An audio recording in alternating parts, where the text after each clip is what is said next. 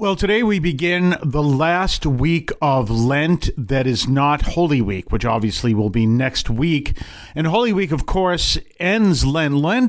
Lent ends at night on Wednesday, and so begins the shortest liturgical season of the year, the Triduum, which is Thursday, Friday, and Saturday, Sunday. First Thursday, Friday, and Saturday. Actually, Sunday is Easter.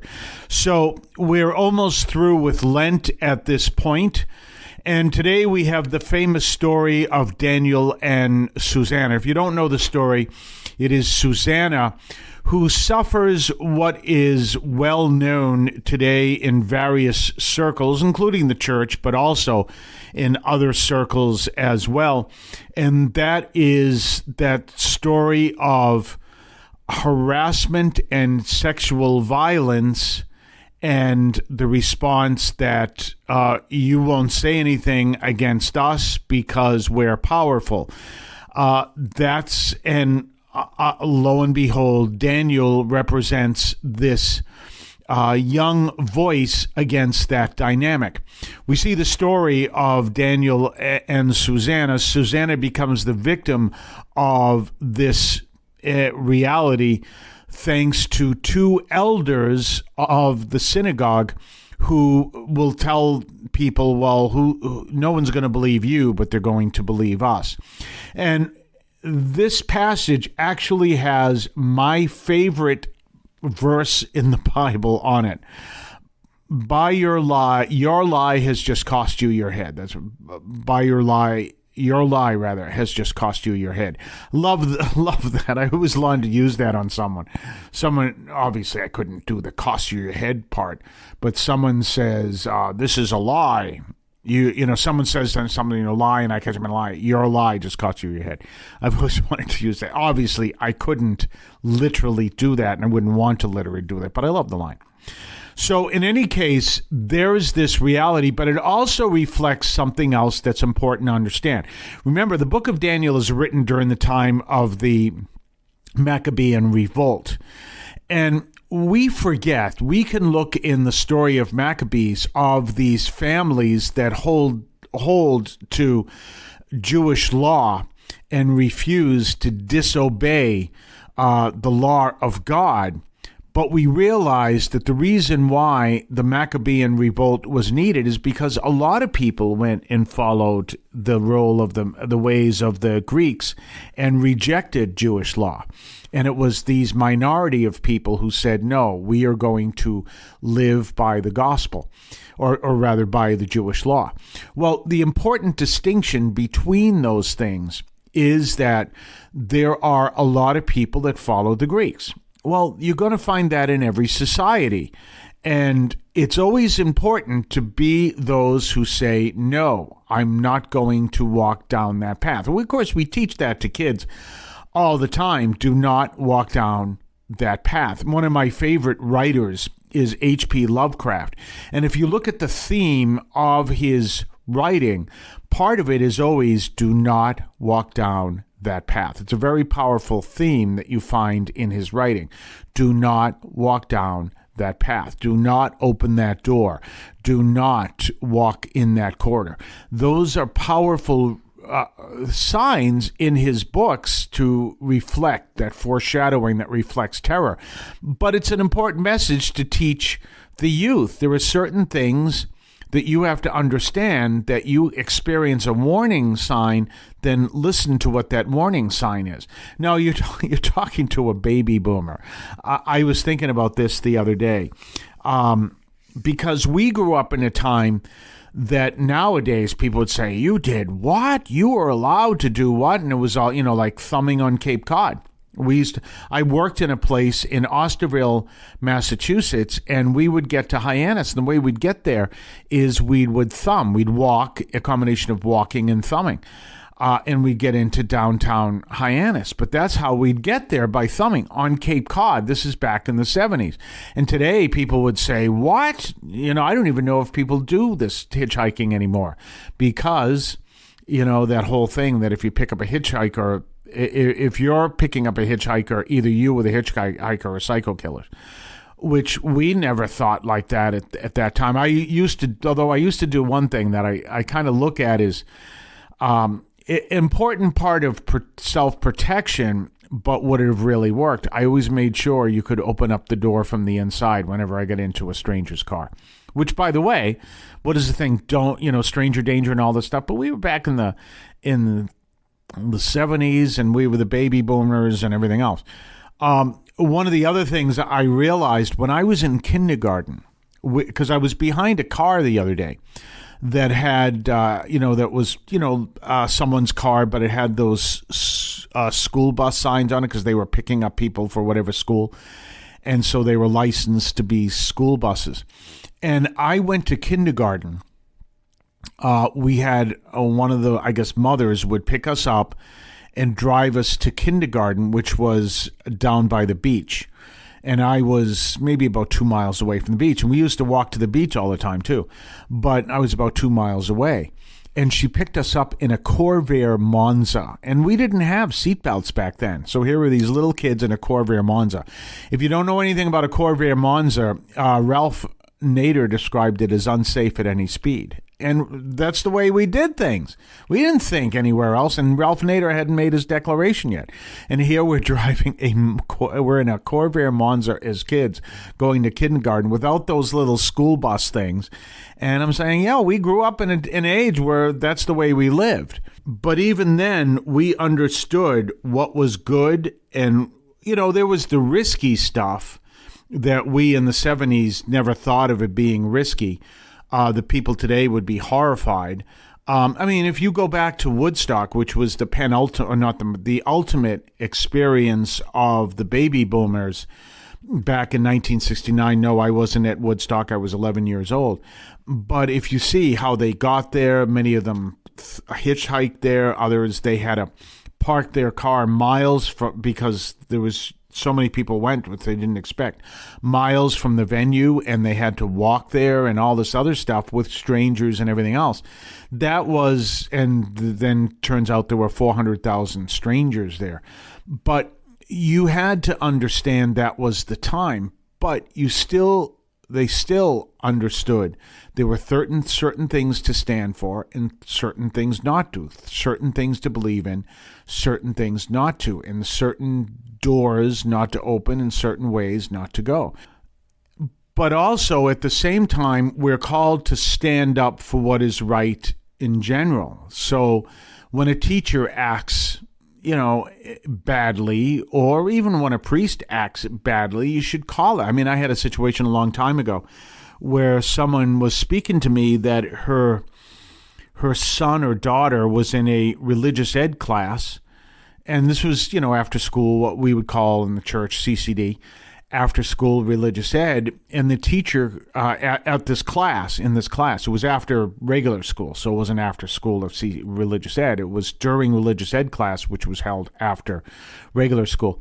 And she called, the mother complained that this teacher called her daughter or son or whatever stupid. And she said, well, I don't want to get him in trouble. And I said, no, you need to speak to the pastor. She said, well, I don't know. I said, wait a minute. Your son or daughter, I forget what it was, believes that Jesus just called him stupid because that's the way he's going to see the teacher. That's not right. And you've got to stand up. And that's something, parents have to stand up. Parents have to stand up and advocate for their children in schools. But they also have to advocate for their teachers with their children, if that is the case, too. The teacher may make a statement that the children say, that's not right, and the parent sits down and listens to it and says, no, the teacher was right. And he has to be able to say that. There was the 10-Point Coalition, powerful reality, 10-Point Coalition, which was there to help bring down gang violence. And one of the things they found is many teenagers, obviously usually of color, were in court and they had no one to advocate for them. And there are lawyers in court that will say to a kid, and if his parents aren't there or if parents don't speak English, then he's basically there alone. And the first thing they'll say is plead guilty and I'll get you out here by noon. That's a horrible message, but they don't know anything else. They're too young. They don't understand. They may not have done the crime that they are accused of, but even if they have, they need due process. Plead guilty, and I'll get you out of here by noon. So the teenager's thinking, oh, then court will be over. No, that'll be just the beginning of his life, because then everywhere he goes for a job, if they do a query, they'll find out that he pleaded guilty to a crime that he didn't commit. It's a real serious problem, and that's why advocacy is important. And I've had to advocate for people at times. I remember someone taught me the thing to do is always when you have some person who is accused and has a lawyer like being arraigned or whatever, and they say, well, what are you doing here? We're here to make sure you do your job. And that's what she said. You always teach to make sure that they don't just kind of pass this thing through. Real powerful stuff that's all about advocating for others, standing up for others, because that's an important rule. This is what Daniel demonstrates.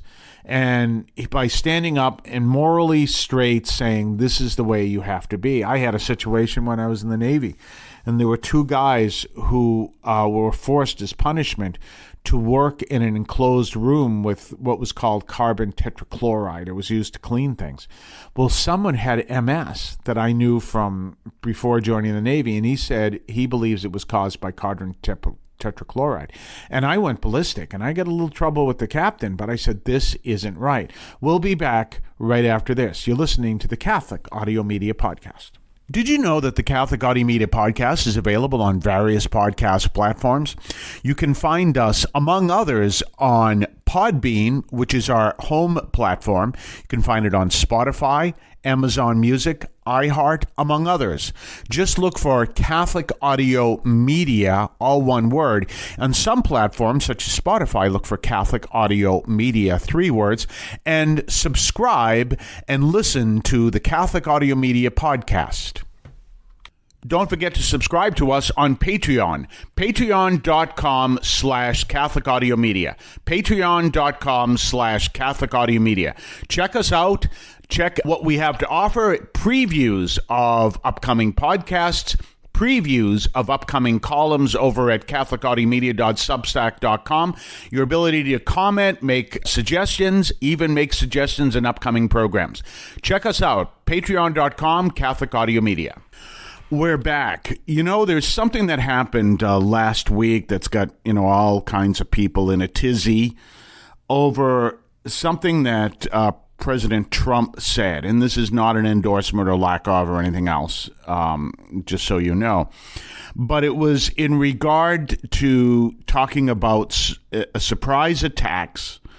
And when a Japanese reporter asked President Trump about why he didn't consult others, and he mentioned Pearl Harbor. He said, the Japanese should know about surprise, and people are all upset about this and everything else. That, I'm going to tell you, is the right thing to do. And let me explain to you, it's not an insult to the Japanese. It's something pretty powerful, and it comes from Boris Karloff. You got to know a little bit about the history. But one of the things that our history is that Boris Karloff was the original movie Frankenstein. Of course, the book comes from the 1800s from Mary Shelley, and as people will tell you, Frankenstein, the movie, actually didn't follow the book that much at all. But Boris Karloff played Frankenstein, and this was all terrifying and everything else. And if you ever take the Universal Studios tour, they'll tell you that he had to be in secret because this was going to be a big surprise what Frankenstein looked like. And he had to, and when he wore his mask, he couldn't take his mask off because it took so long to put it on. He says he really went through a hard time filming the movie. And so he had to basically take his food through a straw because he couldn't take his mask off. Well, in any case, eventually, of course, you have the different Frankenstein movies, and ultimately you end up with Frankenstein. I think it was Frankenstein and the Mummy and maybe the Werewolf meet Abbott and Costello. And Boris Karloff explained that that was the end of the Frankenstein franchise, at least as he knew. Now, if you didn't know who Boris Karloff was, he was a British actor who played in a lot of the horror movies. And generally, if Boris Karloff was in a movie, then you knew it was going to be a scary movie. I think he played The Mummy, too. He didn't play Dracula. That was Bela Lugosi. And he played these horror, and he did other horrors where he actually didn't wear that much makeup. And you'd recognize him as Boris Karloff. Well, he explained that when you laugh at the monster, which is what you had with Abbott and Costello meet, I think it was Frankenstein. It was either just Frankenstein or Frankenstein and the Mummy and whatever. He says, when you laugh at the monster, the career as that monster ends. I don't remember the exact words he said, because once you laugh at the monster is no longer scary. So now, obviously, we don't look at the Japanese as monsters at all. But what does President Trump do? He makes a joke over Pearl Harbor. Now, I know there are a lot of veterans who would, or even sons of veterans, say, how can you make a joke over that? And I've been to Pearl Harbor. I was in the Navy. You go to Pearl Harbor. But let me explain a little bit about Pearl Harbor. When you're in the Navy and you go to Pearl Harbor, in order to get to your pier, you have to pass what is known as Battleship Row, and that's where all the battleships on December 7th were moored, and they were all sunk. And the Arizona you couldn't raise the Arizona. That's why it's still there. All the other ones were ultimately recovered. I don't know if they were ever used again, but all the others were recovered, and that was Battleship Row. Well, so when you come into Pearl Harbor, you pass each one of the memorials to each one of those battleships. And then, of course, you have to salute the Arizona. Now, I should explain this well. It's not like this rule. Well, it is this rule in the Navy. You have to salute, but we do it anyway because we have tremendous respect for the sailors, that's an official graveyard, and the sailors on the USS Arizona. So there you go.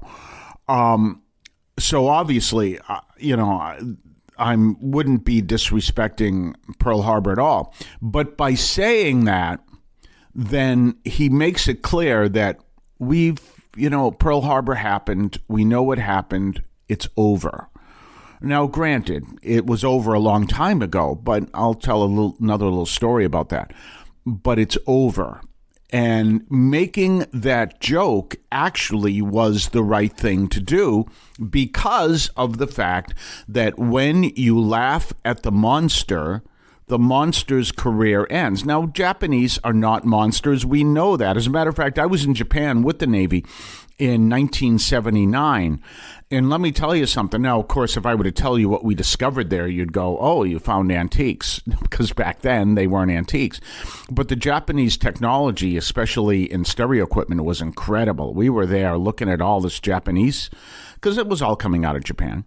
The technology, we were amazed at what they had that hadn't reached the States yet.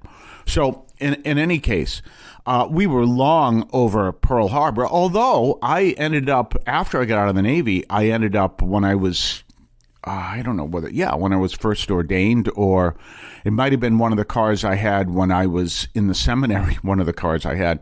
But anyway, I drove a Datsun when I was in the seminary, this old Datsun B210. As I tell people, if you haven't driven a Volkswagen or a Datsun B210 and you are a baby boomer, you have to turn in your baby boomer card. So I drove a Datsun B210, loved the car, even though one time it went on fire. I put the fire out. But in any case, loved it.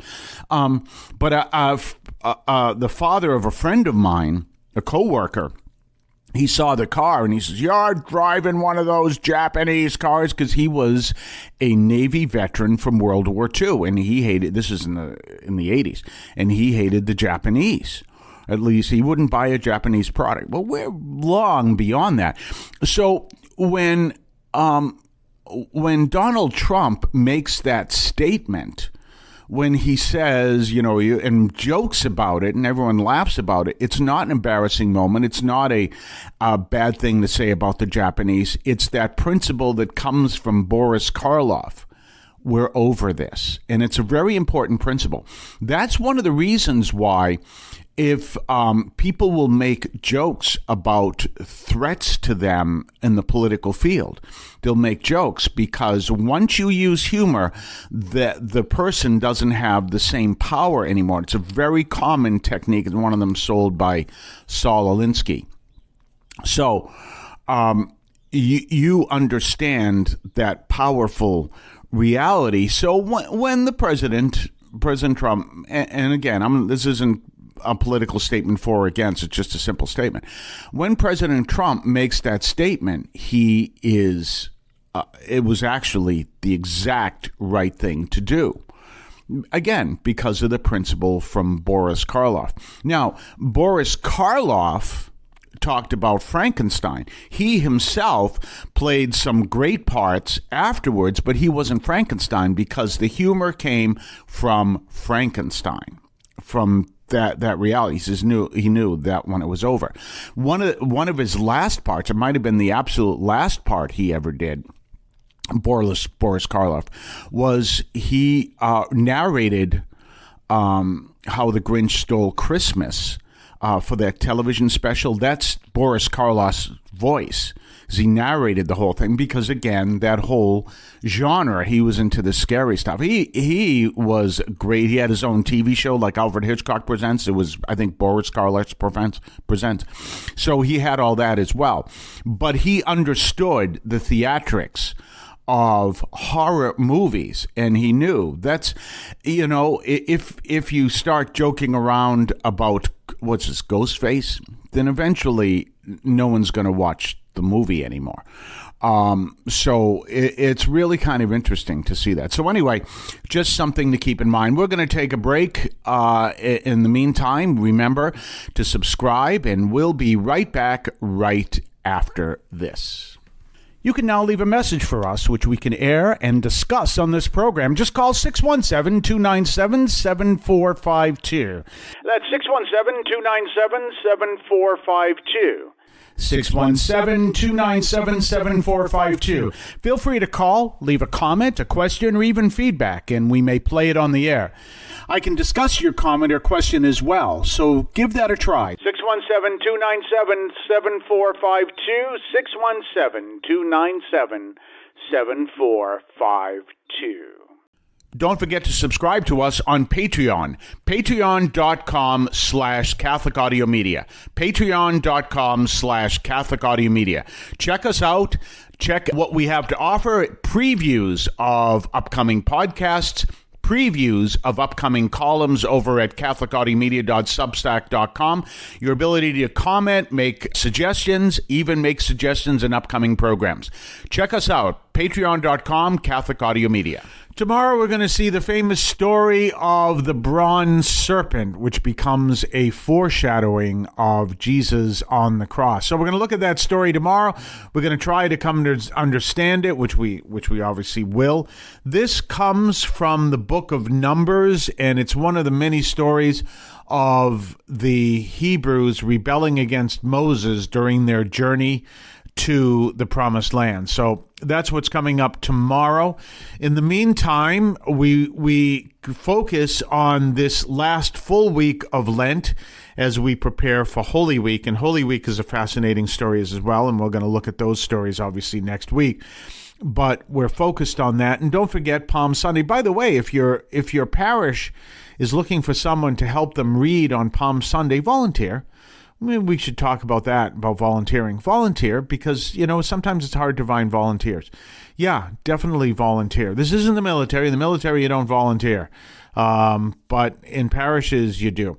We're going to be back tomorrow. Have yourself a blessed day.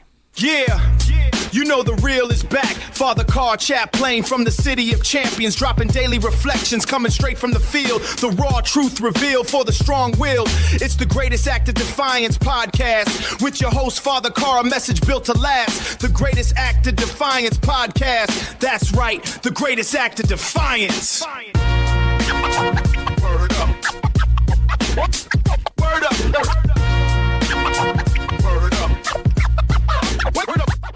The Catholic teaching in this podcast is reflected and presented as accurately as possible. The opinions expressed are those of the participants and do not necessarily reflect those of the Archdiocese of Boston or any other institution.